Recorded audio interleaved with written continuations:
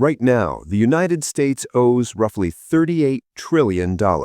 Not a forecast, not a worst-case estimate. That number exists today, sitting quietly on government balance sheets. And if you believe this is just another abstract statistic that doesn't touch your life, you're about to understand why that assumption could be one of the most expensive mistakes of this decade. Because while most people were distracted by daily headlines, entertainment, and short-term market noise, something far more important has been happening behind the scenes. The world's largest financial institutions, sovereign funds, and central banks have begun adjusting their behavior in ways they haven't needed to for generations. Capital is shifting, not loudly, not dramatically, but deliberately. This isn't a rumor or an online theory. It's visible in treasury data, balance sheets, cross-border settlement records, and public disclosures. And once you see the pattern, it becomes impossible to unsee. By the end of this video, you'll understand what that pattern is, why it matters, and what history suggests happens next. Because this is not the first time a global financial leader has reached this stage.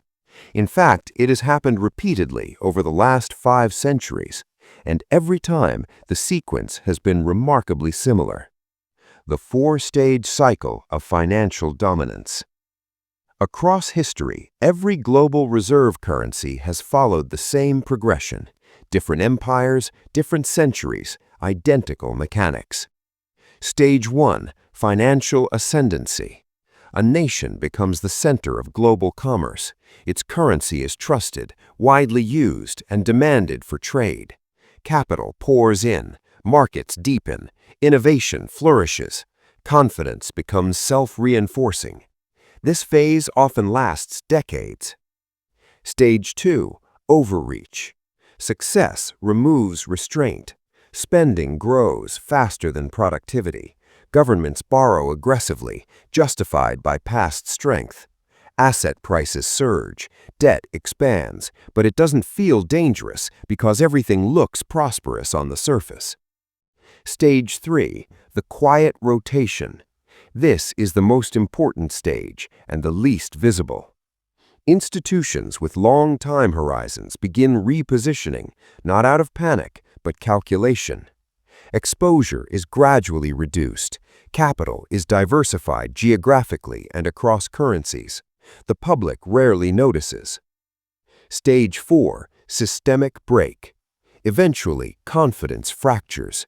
Currency demand weakens. Inflation accelerates. Asset prices fall together. Financial institutions fail. The middle class absorbs the greatest damage. The question people ask afterward is always the same. How did we miss this? History doesn't repeat, it rhymes precisely. In the 16th century, Spain controlled unprecedented wealth from the New World. Precious metals flooded Europe. The Spanish currency became essential for trade. Military dominance followed, but spending exploded faster than revenues. Creditors quietly withdrew. Defaults followed. Spain never regained its financial leadership. In the 17th century, the Dutch Republic became the world's financial engine. Amsterdam pioneered modern banking, stock exchanges, and international finance. The guilder ruled trade, but war financing, leverage, and asset speculation weakened the system. Capital shifted to England long before collapse became visible. In the 18th and early 20th centuries, Britain held global dominance longer than any modern power. The pound sterling anchored world trade. 2 world wars changed everything. Debt ballooned.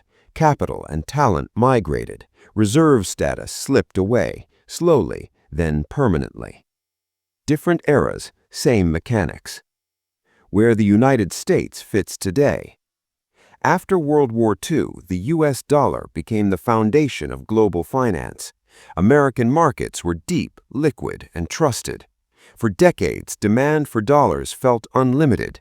Then constraints were removed.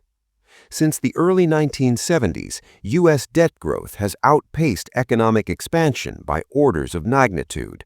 Government obligations, corporate borrowing, household debt, and financial leverage expanded together. Money supply growth sharply accelerated during crises. Asset prices rose faster than incomes. Interest costs ballooned.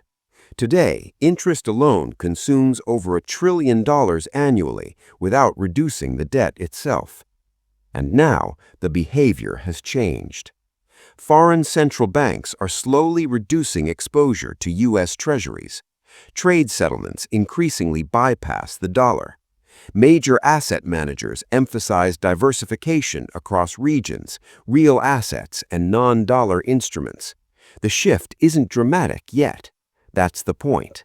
This is what Stage 3 looks like. Why this phase matters most. Collapse rarely arrives with a warning siren. It emerges after the people who move first have already positioned themselves. When demand for a reserve currency weakens meaningfully, the consequences compound. Inflation accelerates as excess currency returns home. Interest rates rise under structural pressure.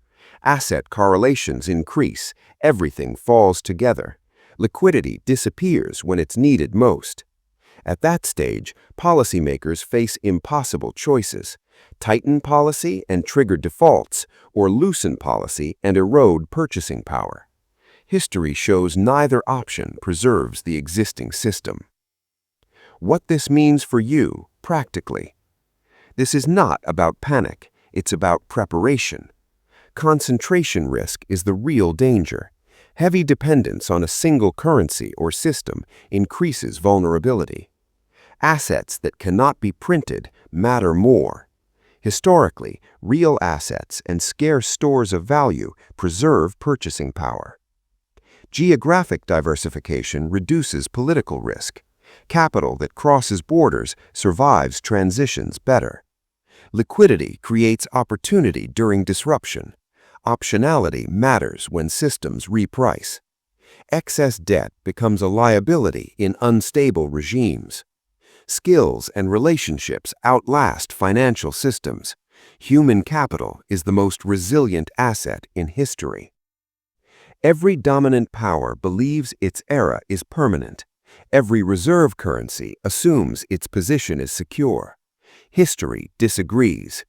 Patterns don't require belief, they unfold regardless. The data is visible, the behavior is observable.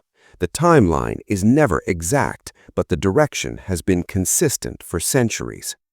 The question is not whether change comes, the question is whether you recognize it early enough to adapt. If you understand the pattern, you gain time, and time is the one advantage history always rewards.